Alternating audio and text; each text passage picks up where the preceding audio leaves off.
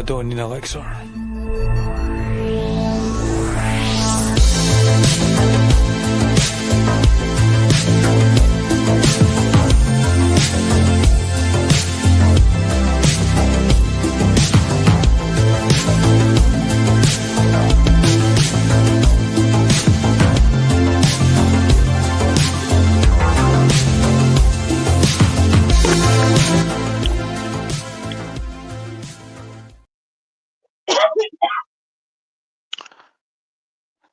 Hi, broadcasting from Glasgow, Scotland. Welcome to the Caledonian Elixir Show. I'm your host, Vincent, and you can get involved by clicking on the link you see there. And once you do that, just follow the instructions, enter your name, and it's simple. You can come on the show, share your views, whether you agree, disagree, it's free. So just click on the link and join the discussion. Now, before I start, there was an issue half an hour ago when I tried to start up the show. For some reason, my audio wasn't working, but we resolved that. So, if anyone wants to get involved, it's clear sailing from here on in. So, what our show is about today, I want to address why essentially there isn't video to the stream at the moment, why it's just audio and the chat board. Well, I'm currently dissatisfied with the quality of the camera. It's not up to my standards, so I'm going to invest in a new camera. But until then, it has more of a radio show feel to it.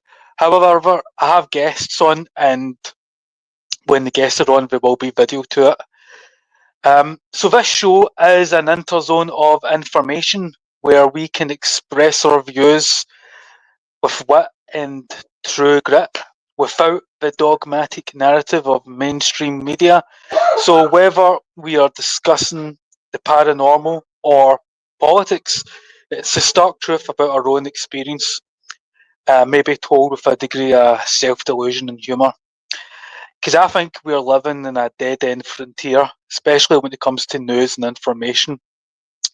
You know, there's something sort of menacing about legacy media, and most of us know of that. We can feel that. You know, legacy media is like a panhandler of dreams, invading our circle with soft-spoken lies. And I'm not a big city lawyer or anything, not an Ivy League educated type. I'm just a ambiguous guy from Glasgow telling you how I see it. But listen up. I had a guest on today called Daria Pick. I hope to get her back on. She's from Points News. She's an Eastern European journalist, and I hope to have her on to speak about the Russia-Ukraine war and media censorship. But as she was booked an hour ago and there was some technical issues, we've lost her. But I hope to get her back on. What this show is about today is two main topics, however. The Russia-Ukraine conflict, and you can come on and talk about anything in regards to that. Sort of maybe how our vast political media and commercial system is tied up into it, how to promote peace, or maybe you just want to come on and blame someone for the whole thing. The other topic is the explosion of welfare cuts being realised in the UK and US, because I know some of you out there support these cuts, and I'd like to hear why. I think it's a bit of a punishment, but you know, I'd like to hear someone that disagrees. And I also think the reason these cuts are happening, why they're taking place, is in part due to the war. You know, it's hard times. You've seen benefit cuts to the elderly, the disabled, as billions is sent overseas to support Ukraine. Is that a good thing, or should we put our own people first? And we've seen recently the Chancellor announce reforms to the UK benefit system, cutting billions. The same week, billions were allocated to defence. So are our government's actions a reflection of the aspirations of our culture? Or would we rather invest in peace and prosperity? Well, let me get on my guest, Gareth John. He's a wise man. I'm sure he's got a lot to say on it. Gareth. Hello. Hello, Vince. It's good to be back. It's nice How are to be you? live. I'm good. I'm here. I'm doing all right. I'm sort of struggling with a sort of benefit thing. It should be tidied up in the next couple of days. I'm first off, just let me get an apology out of the way. I hurt my head the other day, so I'm a wee bit sort of concussed, so I'm not quite as sharp as I normally am. Are you sure you're just not a little bit sharp as a tack? No, I'm not sharp as a tack. You're not as sharp as Biden is anyway. Yeah, I'm not quite. I'm not quite in the Biden camp yet. You know, I'm sort of maybe in between Biden and Harris, which is a terrible place to be. Oh, wait, that made me Tim Walsh. Oh, that's horrible. Oh, jeez. Oh, jeez. Oh, yeah. Anyway, so Gareth, let me ask you a question, because we had some technical issues. As you know, Daria was trying to get on, but Daria, due to your time constraints, had to leave. So let me ask you a couple of the questions I was going to ask her, if you don't mind. Okay. All right. I mean, I ain't no big city lawyer neither, but yeah, I shall endeavour to answer as honest or as human as possible. If you can answer honestly, right? What are your views on the Trump administration's proposals for a ceasefire and the ongoing negotiations towards peace? Well, the terms of with regards to the ceasefire, I think that's a wee bit sort of half measures. You know, it's not quite what it should be. It should be a peace deal, not a just everyone stop fighting for 5 minutes till we figure stuff out. You know, it should be sort of more at this point in the conflict. I think that ship has kind of sailed, and both sides aren't particularly great at holding ceasefires. So it's like empty promises on both sides, particularly one more than the other. You can divulge what side that is for yourselves. And I think that if that involves NATO, then we're all in big bloody trouble, you know. I think it's not ideal, is it? Let's cut this shit. It's not ideal. But then again, some of the leaders, Zelensky, will act like children, you know, and throw their toys at the pram, and not, you know, play ball and then come back with their tail between their legs once they've panhandled round everyone else, particularly panhandled. That's a good word, isn't it? Panhandler. Yeah. He's a shyster, you know. He doesn't want to give up power. As soon as the war's over, he's out of there, you know. So Gareth, let me just say this, like, so today, right? According to the UK government library, the UK government House of Commons library, the UK government has spent around 13 billion on Ukraine. With last month, Rachel Reid, our Chancellor, committing another 2.2 billion, and Starmer has also promised to provide Ukraine 3 billion every single month for 100 years. Now, when is the last time our government has promised the British people anything for 100 years? And if it did, it would be kind of ridiculous, because a Prime Minister has only got a tenure of 5 years. If he's re-elected, another 5 years. So he doesn't have the mandate to promise 3 billion a year to anything. So what do you think about the fact that our government is promising a country 3 billion a year while we're slashing benefits to the elderly and the disabled? That's kind of sick, in my opinion. It's absolutely abhorrent. I mean, there is one thing that the British government did for 100 years, and that was steal the Dunblane files, which is interesting. So that's the only other time I've heard of something being promised for 100 years. I do think it's absolutely disgraceful. And also, I did read a statistic. This was a while ago. This was just when Zelensky was meeting with Trump and Vance when they had his temper tantrum. We sent 7 million in military aid and only 5 million in humanitarian. That doesn't sound very peaceful to me. So what's the dynamic of this money? Is it for humanitarian or is it for military weapons, which just equal more death, which is just no one seems. Hugh, I can see you there. I'll get you on in just a couple of minutes, right? I just want to ask Gareth John the next question, and then I'll bring you on.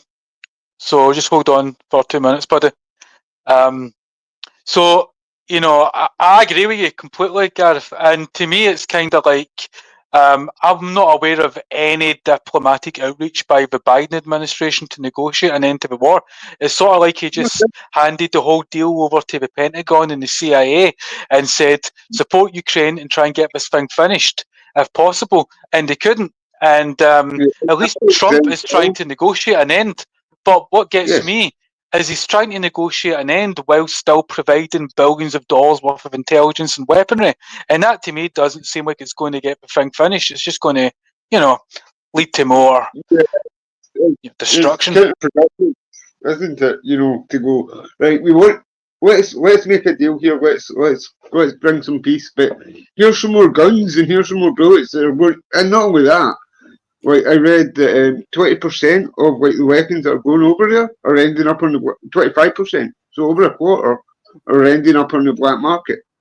So all your gangs and criminal gangs are getting their hands on like AK-47s and M16s through because they're falling for back of lorries in Ukraine, and this money's disappearing as well. It's being embezzled. Yes, you know. You're on, my man. Hi. How you doing? Good. Did you hear what Gareth had to say there, Hugh? Yeah. Did you hear the question I asked him? Yeah. Could you repeat it again? I kind of heard his response. My question essentially was, what are your views on the Trump administration's proposal for a ceasefire and the ongoing negotiations towards peace? Okay. Do you want to know my view on the whole thing? Well, not the whole thing, but just that question. Okay. See when you actually listen to Putin speak, right? Putin's only thing has been since when World War II ended in 1945, right? The Cold War started between, I think it was like 1947 to 1991 or something like that, between the US and the USSR, right?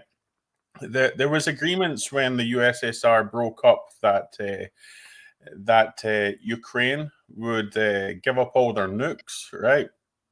Because as far as I remember, I think Ukraine had the biggest stockpile of nukes in the world at that point, right? Well, they weren't really Ukraine's nukes. They were the Soviet Union's. Yeah. They were Soviet. They were just based in Ukraine. They were based there, right? So Ukraine didn't even have the nuclear codes for the weapons. Yeah. So the thing is, the West, meaning the USA, the UK, and other countries, that basically says, you give up the nukes, we'll protect you. But basically, there was an agreement made that was, okay, NATO, which was formed, I think, in 1952, I think, right? NATO was formed 1952, I think it was, and I think their first two members. If I think this guy's some big city lawyer, by the way. Yeah. So the thing is, it's the agreement was NATO would not expand on Russia's borders, right? Mm-hmm. And basically, the West, meaning NATO, USA, which it was USA that started the NATO thing, right? They basically went back on the agreement. Now, Russia's whole thing was, okay, don't allow any more countries to join NATO, because the more you allow to join, the closer they're getting to our borders, right? But obviously, the deep state, which everyone talks about, right, and the war machine, right, see, there used to be a time, I'm not too sure if it was the 70s or something like that, but there used to be a time that the USA was not allowed to profit from war, right? But now they can profit from war, and ever since they've been able to profit from war, wars have been starting endlessly. I mean, there's the Iraq War with Tony. I think it was John. I think it was John Major was the first one, right? John Major and George Bush Senior. They went into Iraq basically based on this weapons of mass destruction, which is just a lot of lies, just to be able to get in there because of the oil. So politicians in America, basically, there's lobbyists, on the. But Hugh, just to narrow it more specifically down to that question, because we can expand later as to the larger geopolitical issues regarding why the United States is encroaching upon Russia and why Russia's responded the way it has. But specifically in terms of Trump and his administration's proposal towards a ceasefire and an ongoing negotiation towards peace, what are your views on Trump's specific negotiation tactic? I mean, Trump's negotiating tactics, he just wants to bring peace. He's already says it. He says he just wants. It basically says Russia and Ukraine is flat land. It's not like Scotland hills and stuff. It's flat land. When the bullets go, there's nothing there to stop the bullets, right? Now, it's the deep state in the USA that wants this war to continue, right? This is how Hillary Clinton, when she was running for presidency, she was almost starting a World War III with Russia, right? Trump was saying, we don't want a war with Russia, let's try and build peace. So between the both of you, why do you feel there are organizations in the United States that want a direct conflict with Russia, not a proxy war? I think I'm inferring that you mean they want more than a proxy war. I'm inferring that you mean that they want direct war. Is that what you're saying? Well, let's put it this way: the USA would always threaten China, but they would never go to war with China. But they feel now, as long as Russia doesn't use nukes, that the US could beat Russia, because Russia's only about 150 million population or something like that, right? It's all down to these military companies that are infiltrating the political circle.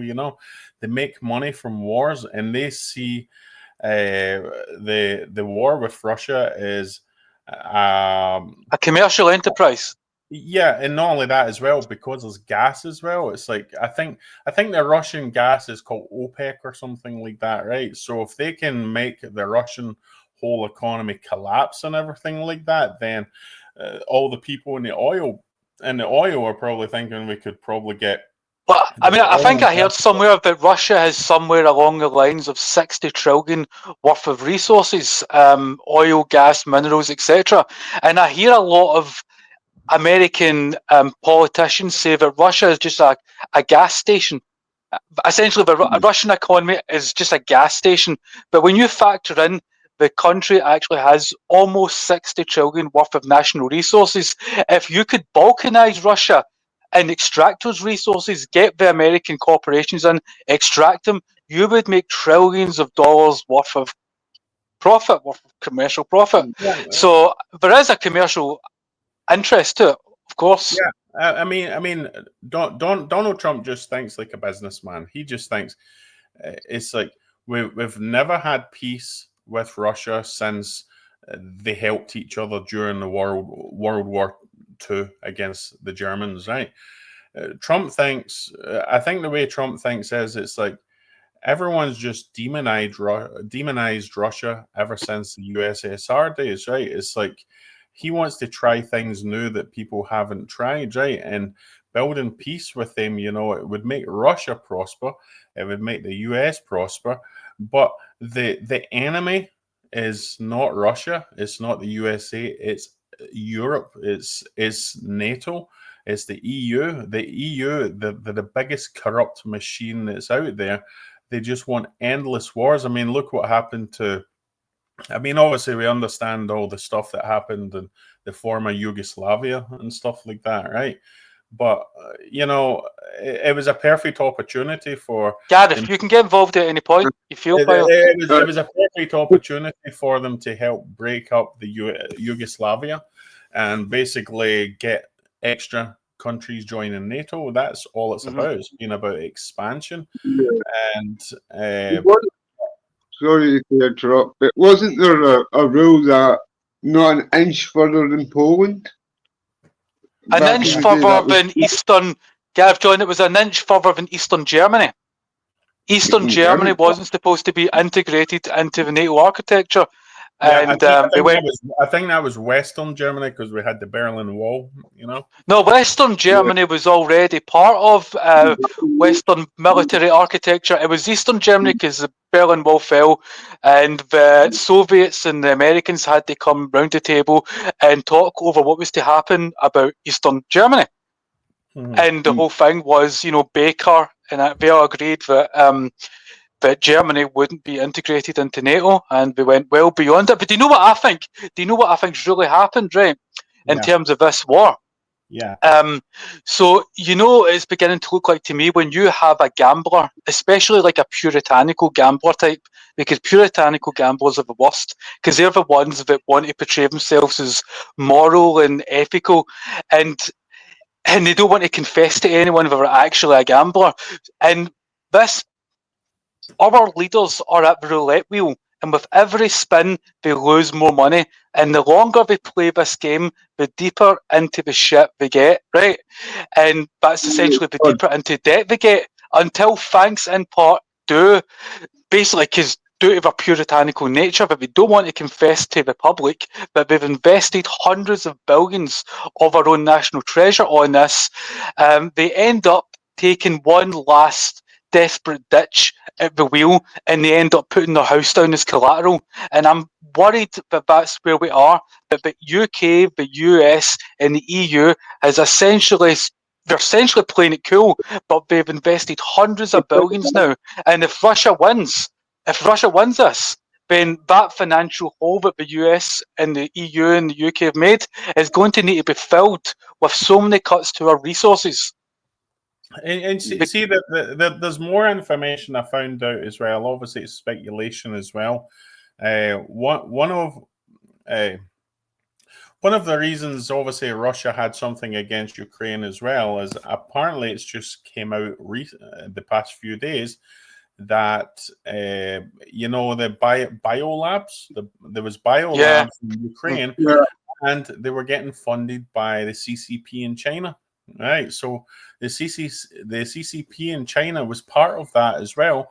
So now there's a connection between China, which obviously we know they released the virus in Wuhan and stuff like that, but everyone was saying the CIA was involved in the whole Wuhan thing as well, and Fauci and stuff like that. But I think the base of most of this stuff is, and basically Bill Gates has spoken about it in the past. It's they want a depopulation.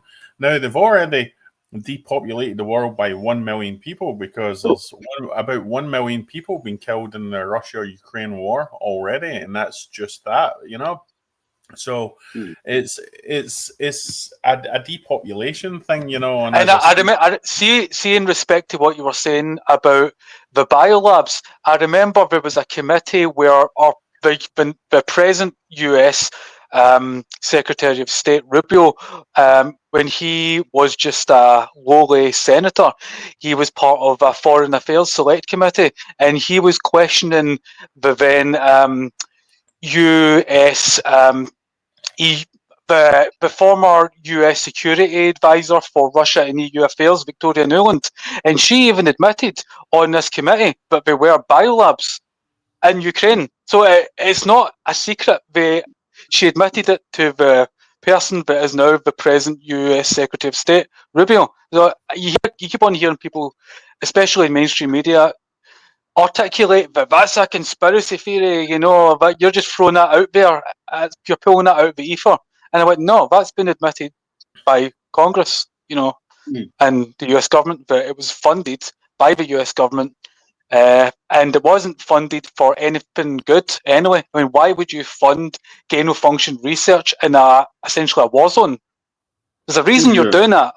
And not only that as well, not only that as well, we feel there was a false flag in Ukraine as well. And I'll tell you what, someone fired a rocket at a nuclear power plant, but good it wasn't. It didn't get damaged enough that it caused a leak. But they were trying to blame Russia for it. And I think this false flag was done by Ukraine. And Hugh, do you remember what happened in Poland? That in the first few months of the war, a rocket was fired into Poland, and a couple of Polish farmers were killed. And Zelensky was like, "Oh, we have to rally around Ukraine, and that is Russia attacking NATO." And I don't know why. I don't know why I made that impersonation, because I sounded more Chinese, I think, than Ukrainian. But the fact he wanted NATO to get into the war at that point, and it transpired that was a Ukrainian defense missile that apparently fell into Poland, killing Polish farmers. Yeah. Yet Zelensky immediately came out and accused Russia. Yeah, and then there's a pipeline as well. It's because NATO has this thing: you attack one NATO ally, you attack all of NATO, and basically, Trump basically, I mean, the UK just Starmer, he's an idiot, right? He basically his Secretary of State or something like that, or to do with the Treasury, Rachel, her name is, I think, she had funded a few $1 billion, pounds, basically, to continue this war going over there, right? And at the same time, Trump's like, we're cutting the aid off because we want the war to end. So it's almost like Trump's trying to cut the finances off to end the war, whereas the UK and the EU is trying to continually keep funding the war like they don't want it to end, you know. And basically, I can speak for Russia as well, because my sister's husband, he's Russian, right? But when the whole Ukraine and Russia thing was happening at the start, she was telling me a lot of stuff that the media wasn't telling you. She was telling me about the history and stuff like that. But Russians don't hate Ukrainians, and Ukrainians don't hate Russians. They see each other as brothers and sisters. So it's, the media tries to make it sound like they hate each other. And, you know, it's... Hugh, sorry for interrupting, but can you make out the top Gareth John's wearing? Yes, wanted 2024. That's quite funny. Listen, guys, I'm going to have a break where I'm going to play some music for a few minutes. Are you okay? Wait. Yeah. Right. So, again, you won't be able to talk amongst yourselves. You won't be able to hear each other while the music's playing. But just hold on, and I'll be back in about 5 minutes. Podcast.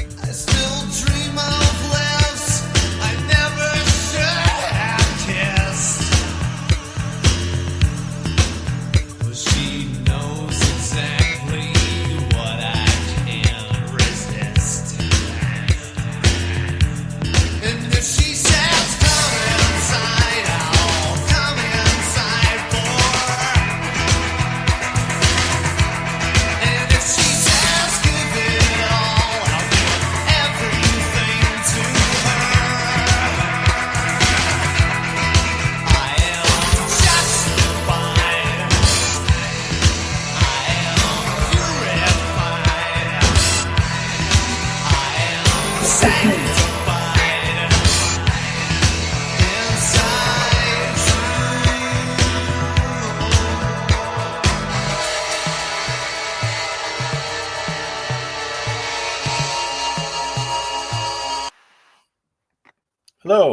And we are back. Right, people. Don't forget, if you're listening on YouTube, you can subscribe. If you're listening on Twitter, you can follow. And yeah, so please do. It helps me out. Everyone can hear each other. Cool. And the great thing about Yep. people engaging as well is everyone's got a great point of view that that's what this is for. Multiple brains make things clear. And you know, people are like brain cells. You know, they don't come back once they're gone. And so when a nation runs out of people, it's a dead nation.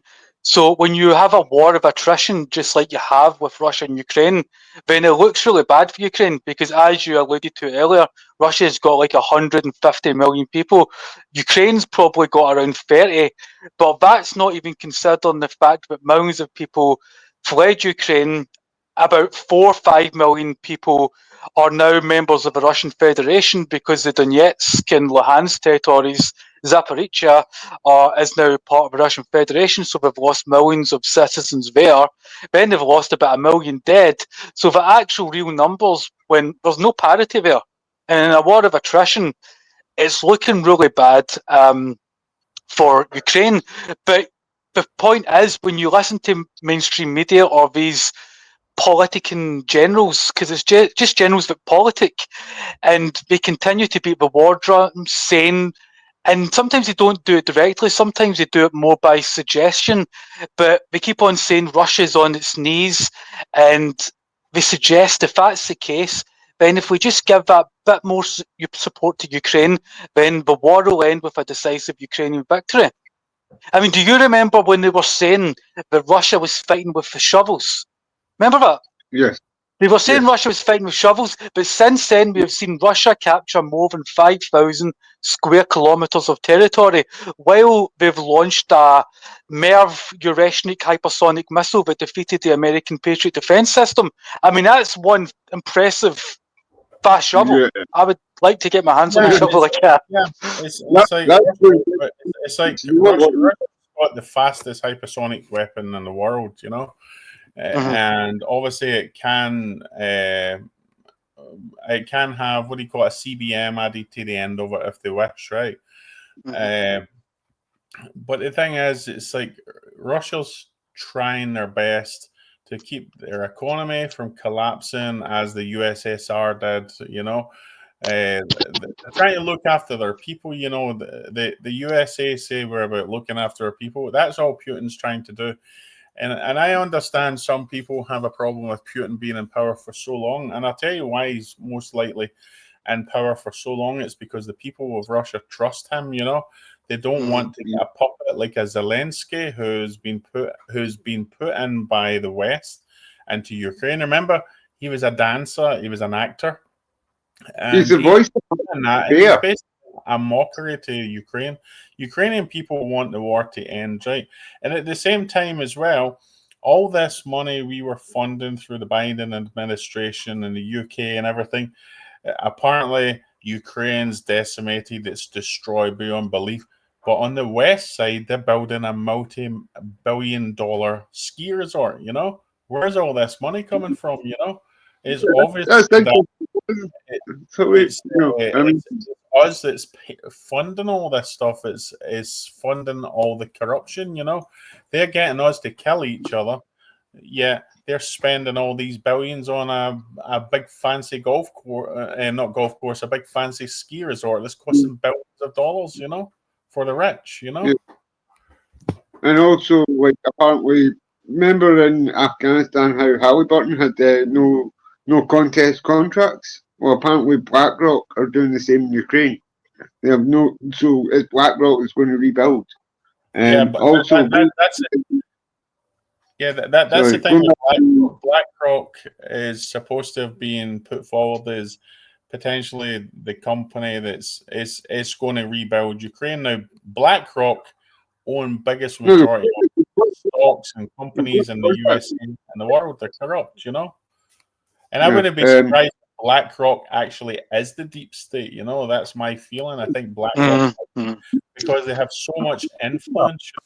And remember the boy who tried to assassinate Donald Trump? He was in a BlackRock commercial. You know, both of them were Hugh. what? Both of them were connected to BlackRock. Yeah. The other attempt was also connected to BlackRock. Or the one at the going back, yes, yeah, both have ties to that company. Going back to Vince's point about the Ukrainian migration, I don't know if you know this, Hugh, but over here when the war started, the SNP had a brilliant scheme. It was almost too good to be true because it was.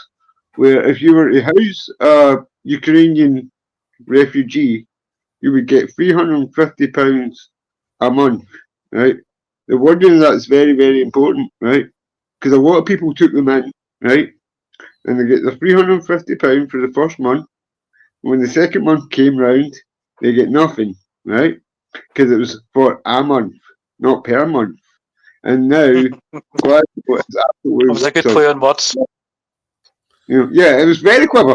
I think it for what it was. Yeah. So You imagine this is probably one of the reasons why Labour beat the SNP, because the Scottish people thought, SNP's corrupt. Why would they do this? And and then obviously we've got Labour who's in now. They're not any better than the SNP. So basically,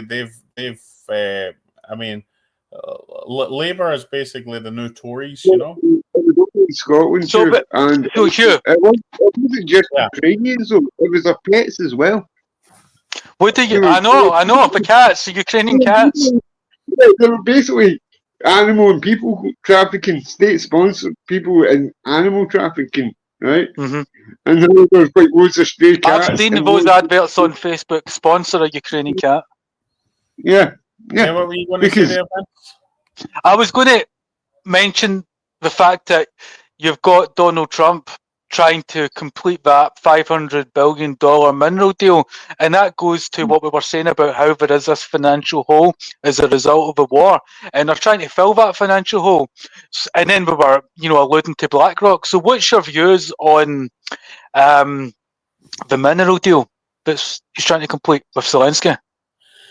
Well, the mineral deal he wants to do with Zelensky, the very first and main part about the mineral deal is obviously America needs minerals, right? But secondly, he's trying to recuperate all the billions and billions we've spent on the Ukraine-Russia war.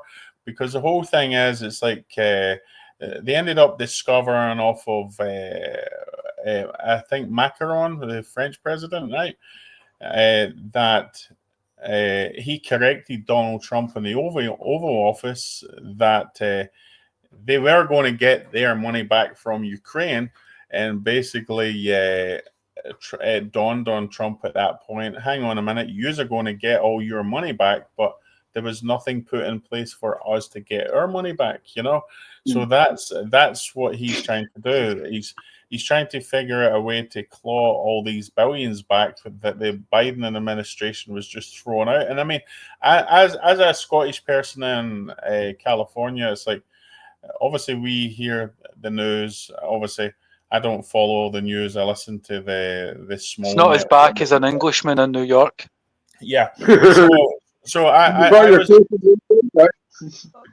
Yeah. So obviously, when the Biden administration was in, it was like billions here, billions there, billions here. It just felt like every few months we're sending more billions to Ukraine, this and that. And I'll tell you what, do you want to know what I turned around to say to people, right?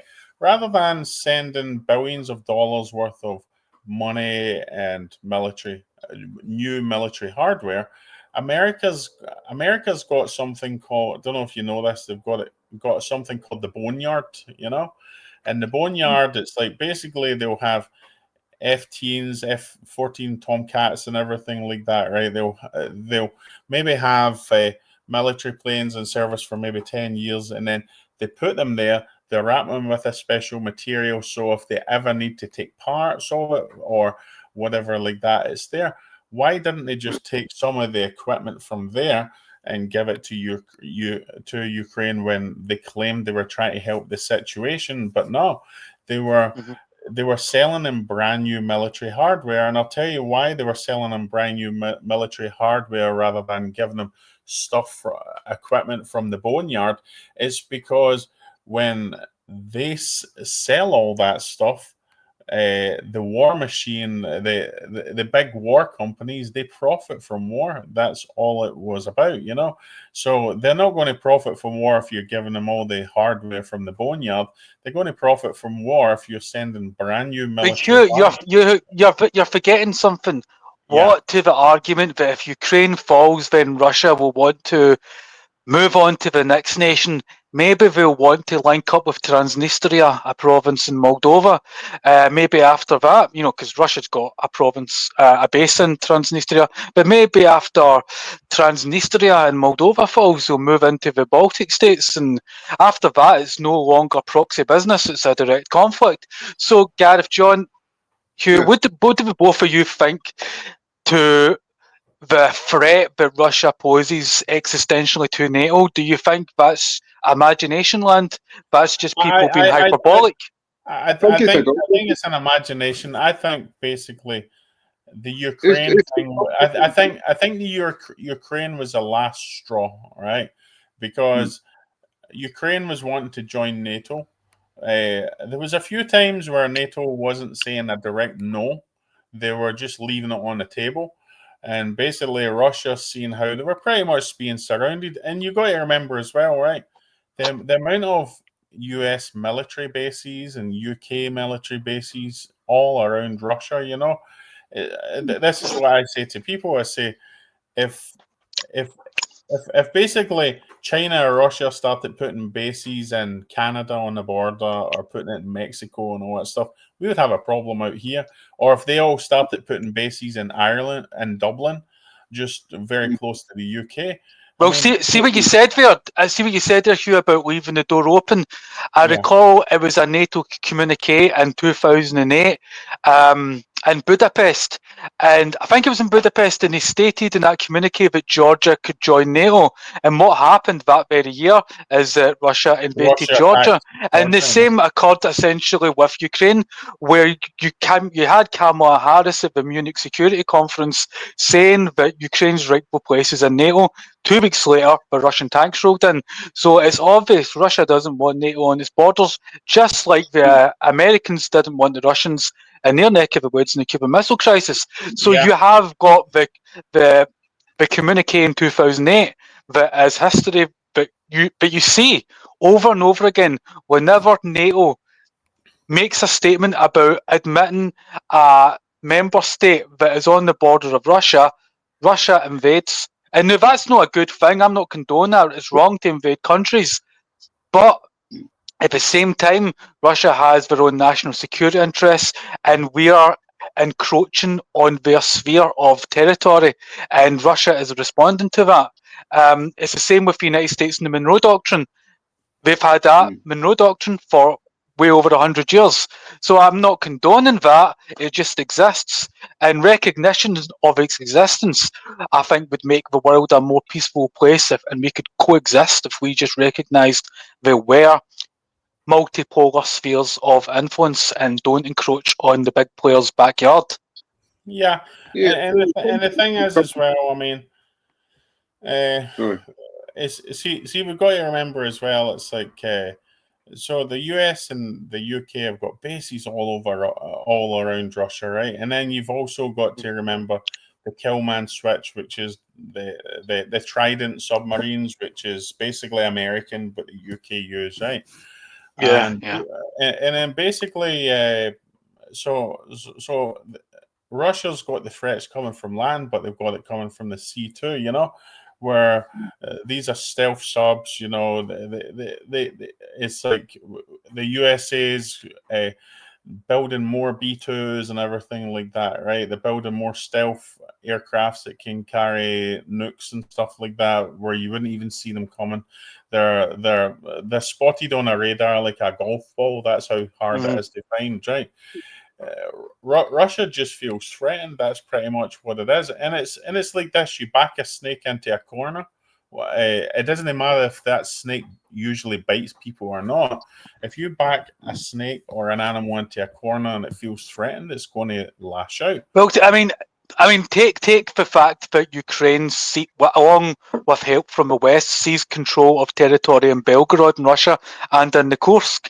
And if Ukraine was to fire a British Storm Shadow missile that is a cruise missile, and you could fit a warhead with a nuclear weapon on one of those missiles, it could reach Moscow if fired from the Kursk in a couple of minutes. That doesn't give Russia enough time for a counter-strike. Or perhaps it does, but a couple of minutes is a very narrow window of time. Now, I don't think the United States would tolerate Russia having that same ability. Yeah. No, at all. You know, and we saw that. I mean, look, we even had Boris Johnson admit in an interview to The Telegraph in the last few months that it is a proxy war. And for months and months, for years actually, they were arguing that it wasn't a proxy war. So I can't predict the future. The only way to 100% predict the future is to make it, right? And so that's the reason I don't think Russia will advance on another state. There's another reason why, and I want to ask both of you first if you've heard of this or read this document. It's a document published by the RAND Corporation called Overextending Russia into Favourable Territory. Have any of you read this? I haven't, I'm sorry. Have you read it? Yeah, can you give me 1 second, Vinny? 1 second? Just 2 seconds. Okay. And I think, like, I'm here. Gav, John, go for it. First of all, Hugh, have you read that document? Overextending Russia into favourable territory. I probably have, but just in the back of my mind. So essentially, I think it was written about 10 years ago, and it almost perfectly predicted what would happen. So, again, the document's called Overextending Russia into Favourable Territory, and the RAND Corporation is a US military think tank. And in the document, it outlines the whole thing, how the war would start, why it would start, and the reason it would benefit the United States. Because the real threat to the United States wasn't a war in Ukraine, it was the real threat to US national security was German industry and capital coming together with Russian energy. And if they could separate Europe and Russia in terms of trade, the US could fill the gap. So all that cheap energy Russia was supplying Europe, that's sanctioned. All those pipelines like Nord Stream 2, they are blown up. And who is there to provide, more than willing to fill the void and provide energy? The United States. And because we've got a big war now in the European continent, who is there to provide the weaponry that all you states in Europe are now going to need? The United States. So the document outlines that the way to pull Russia into a war in Ukraine was to incrementally increase weapon shipments to Ukraine whilst given statements to Russia that Ukraine would eventually be admitted into Western security architecture, and as a result, Russia would have no choice but to invade. And as you know, there was an 8-year civil war in the Ukraine prior to Russia invading, which was caused in part by the US overthrowing President Yanukovych in Ukraine and then funding weaponry. And they knew, because it's even in that document, that this would eventually cause Russia to invade, and that would result in the European Union pulling away from Russia, and that is what the US really wanted. That was their true stated goal. So it ended finally by saying what would happen is that Russia would overextend itself. It would not only invade Kiev, but it would go into Lviv in western Ukraine. It would overextend itself, and essentially the game would be up. the Russian state would collapse. Now, the reason I don't think that's going to work is because I'm this lowly, uneducated guy in Glasgow, and I've read that document, and I'm aware of it. And if I'm aware of it, I think Russian Federation, the guys that run Russia, be aware of it too. I mean, you kind of gave your plans up. You told everyone about it. And if you see Russia's, what their military actions are, they are isolated in terms of ground forces to the Donbass, Zaporizhia, and now the Sumy region. They are not advancing on Kiev. Mm. They are advancing I mean- to the areas in Ukraine where they know they can control the lines of communications, the lines of, supplying their forces, logistics, essentially. Yeah, I mean, they're Not dumb. Russia. Yeah, Russia is a very, very strategic country. They know what they're doing, and I mean, they've been fighting wars for millennia. And like when you don't invade Russia in the winter. Oh, well, and they did. They invaded the Kursk. They invaded Kursk in late autumn. I mean, who invented that plan? That was ridiculous. I mean, the last people to invade Russia through Kursk was the Third Reich. Before then it was Napoleon. How did that end? I mean, these people do not learn from history. Yeah. Yeah. So, and I think as well when it comes to like the mainstream media, to use that term, it is very, very, very. It's making people very, very, very naive. Like people that don't sort of spelunk through rabbit holes that we do. When they say stuff like, "Well, what if he goes into Poland?" He's never ever expressed an interest in Poland. That's just a dog whistle, and it's an emotional dog whistle because of World War II. And it's like there's more examples of Russia winning than there are of them losing. There's a reason why it's such a massive, massive union. And don't forget the Polish-Lithuanian Commonwealth that held about a fifth of Ukraine. I mean, historically, these countries have been fighting each other for centuries, and now we've entangled ourselves in these deep-seated, we've got hostilities and enmity towards each other, and it's really deep-seated, and we've entangled ourselves in that. And so now, when there's a war between these peoples, we get pulled into it, just like what happened in World War I, when we became drawn into it. Hey, Vinny, can I tell you something, right? Vinny, can I tell you how corrupt all these governments are, right? And them trying to divide us all and stuff like that, and the lies in the media and stuff like that, right?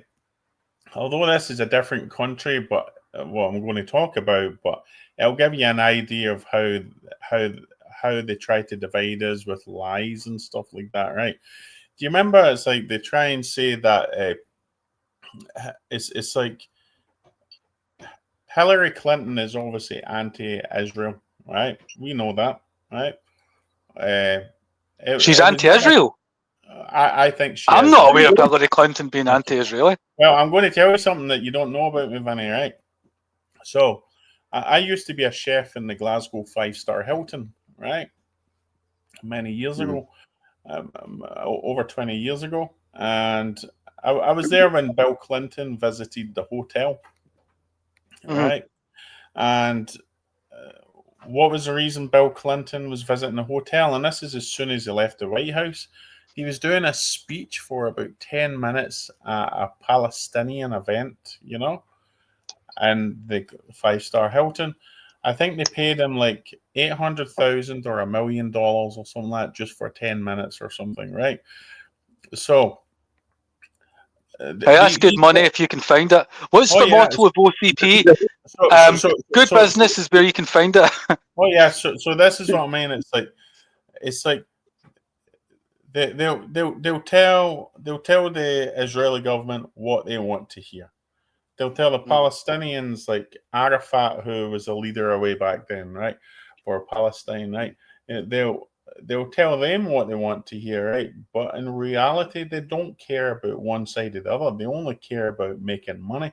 And as I say, I tell people, I say, you don't realize this. It's like as soon as he left the White House, there was like there's always been a conflict of interest. You know, it's like it's like basically, I remember.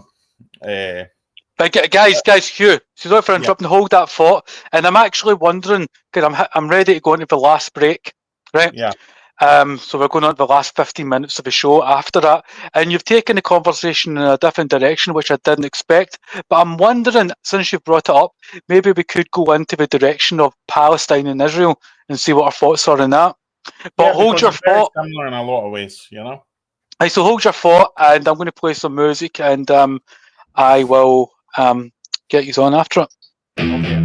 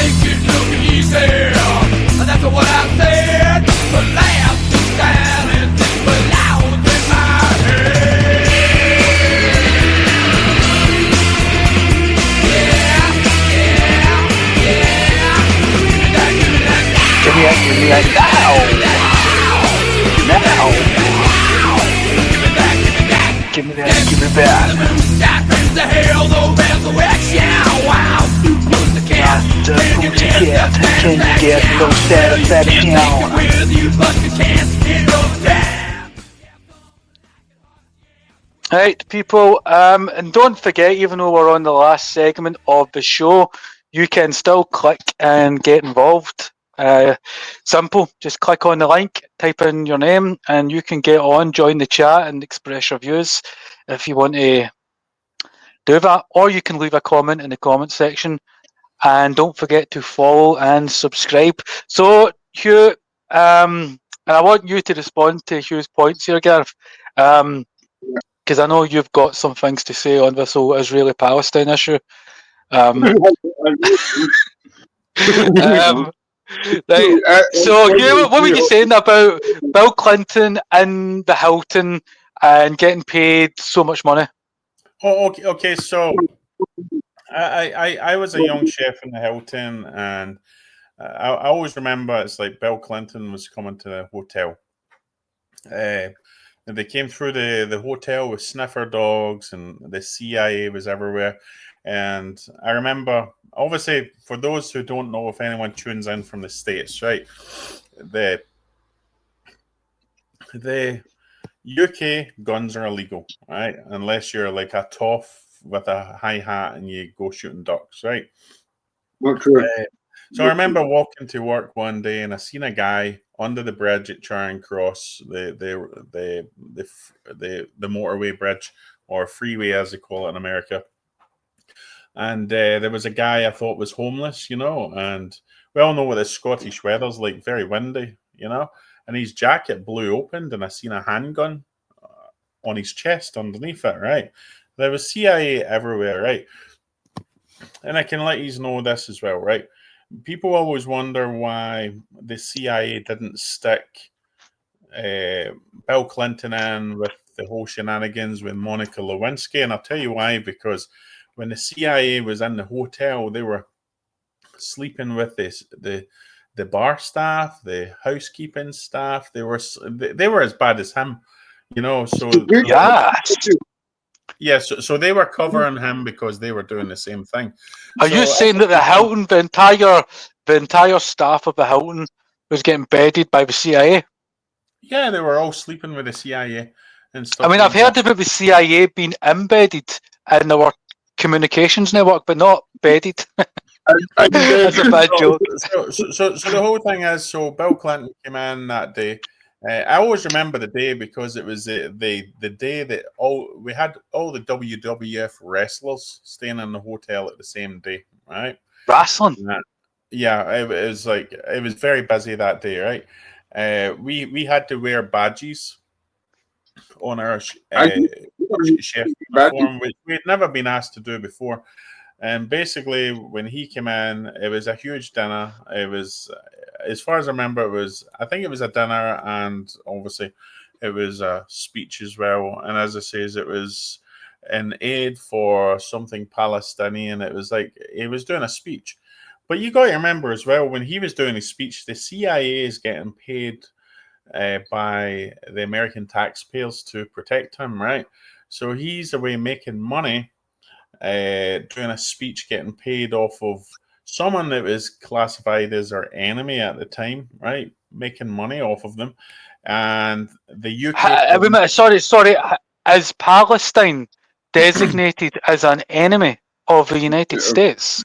I think they were always looked at like. With suspicion, perhaps, but not as an enemy state. In the history of the United States, they've never been at war with Palestine. Yeah, I mean, we've not, but I mean, it's just because of the groups that's actually in there, like Hamas and all that stuff, right? And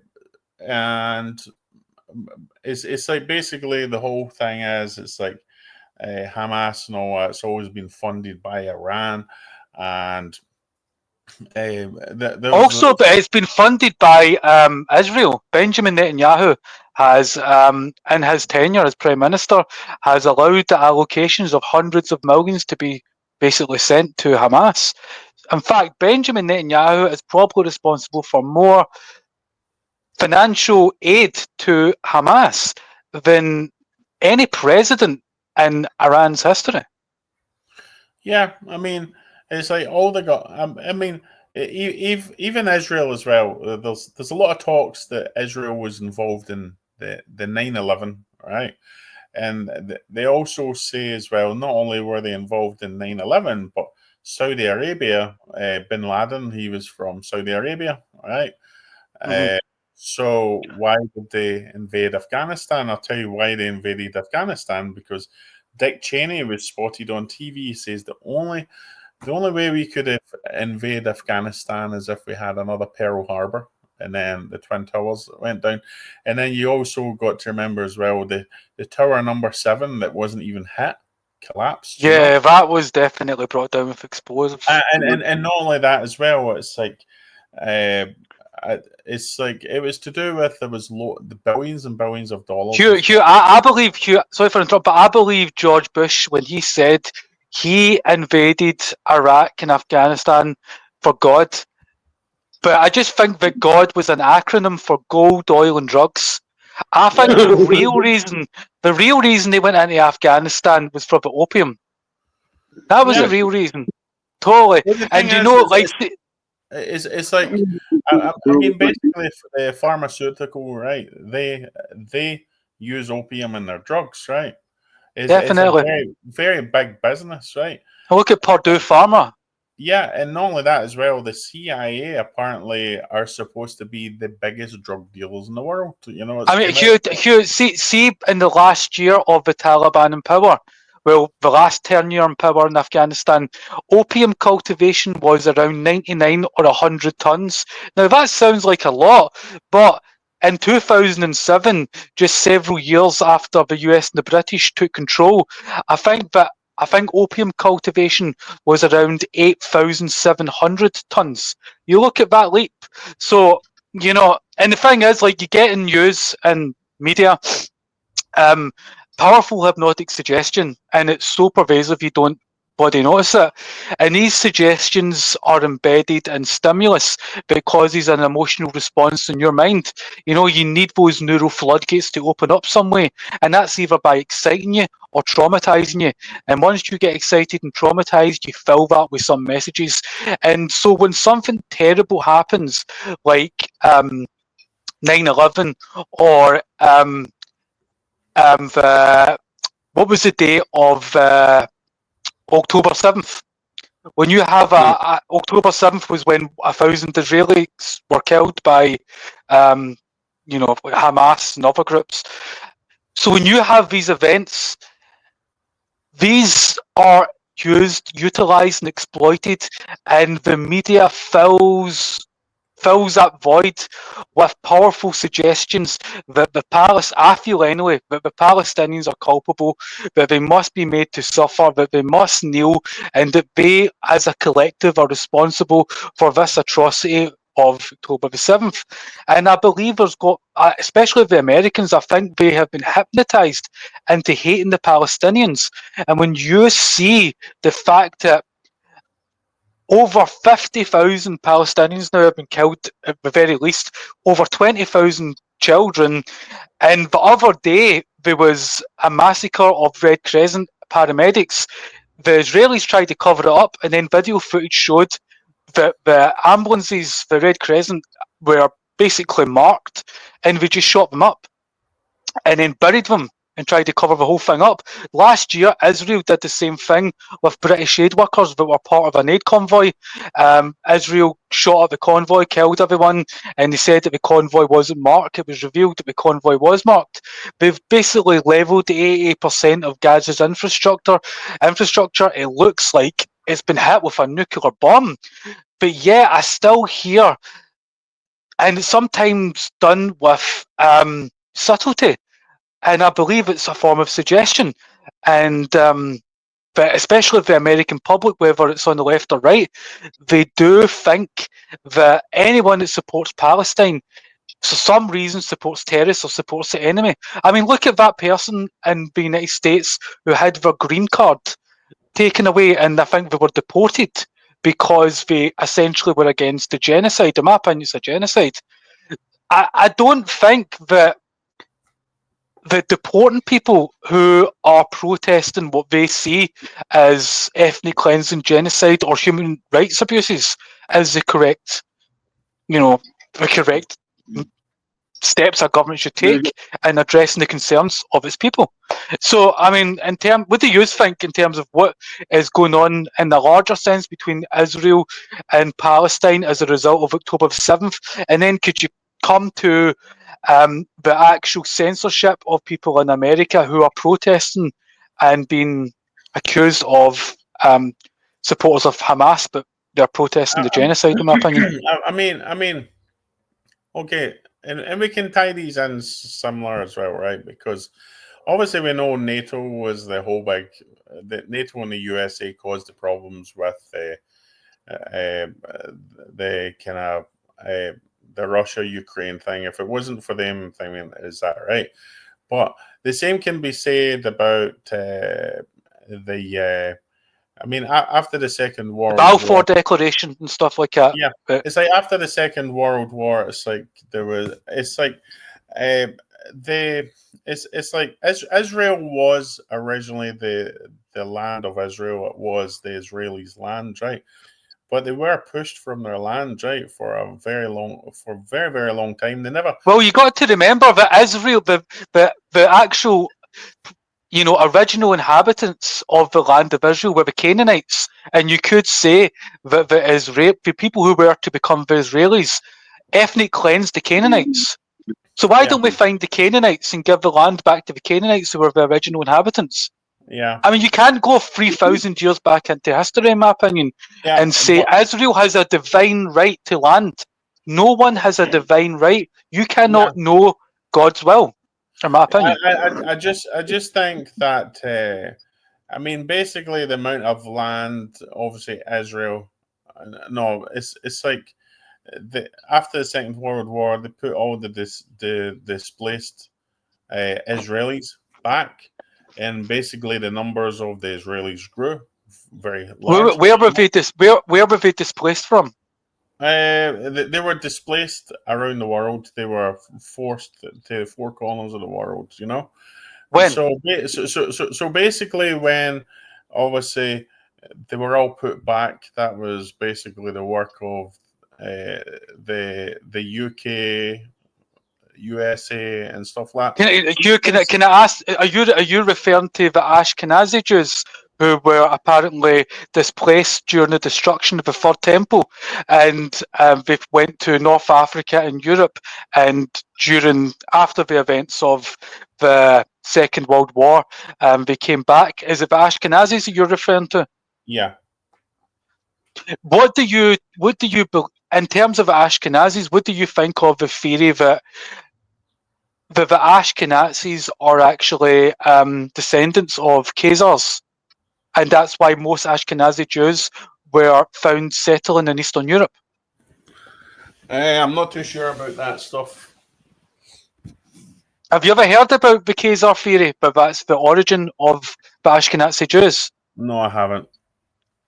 Well, the reason I mention it is most Ashkenazis, as you'll know, most Jews in the early 20th and 19th centuries, they were settled around Poland, Ukraine, Russia, and Germany. And there's that large diaspora of Jewish people that existed back then in Eastern Europe.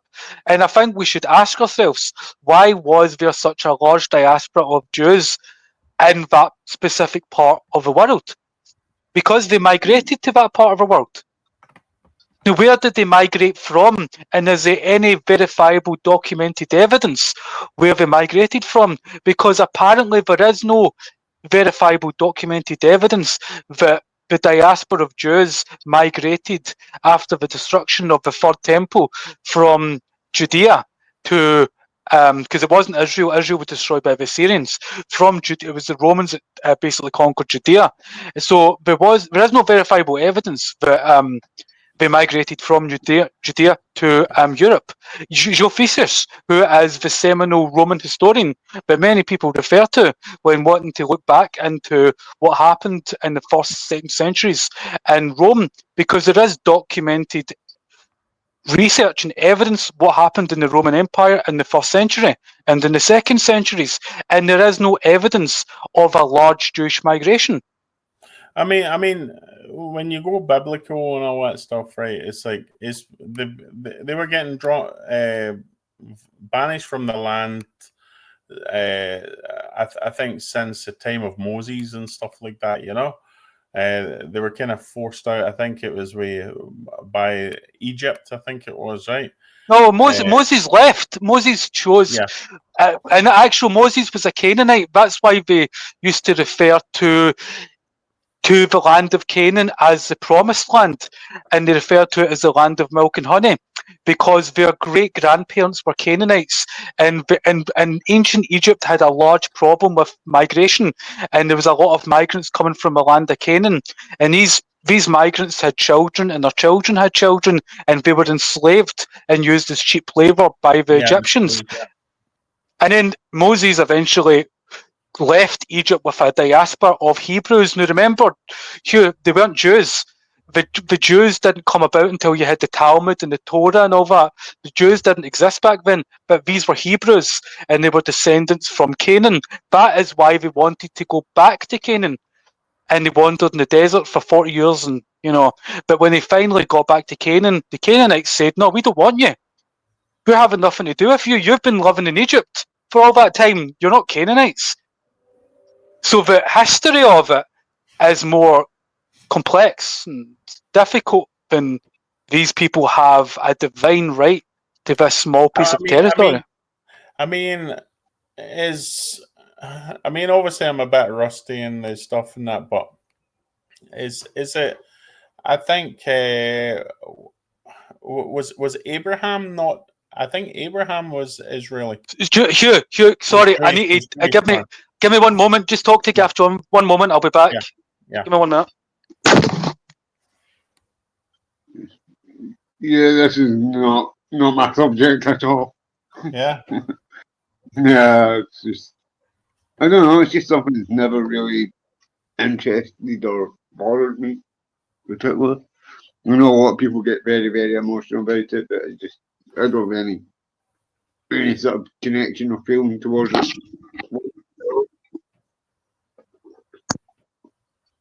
That's why I'm so quiet at the moment.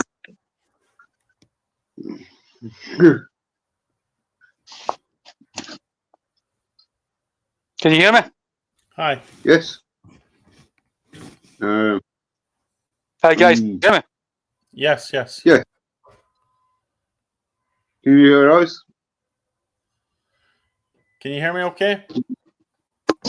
I can hear. Vince, can you hear us?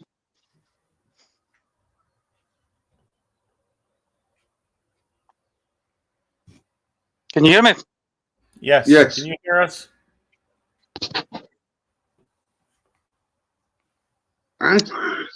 Having a little bit of video again, I think. Damn it.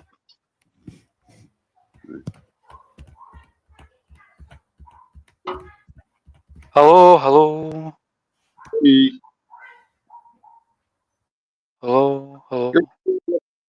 Give us a wave if you can hear us. Right, I'm going to wrap this up, guys, because there's been a little bit of difficulty with the audio at the end.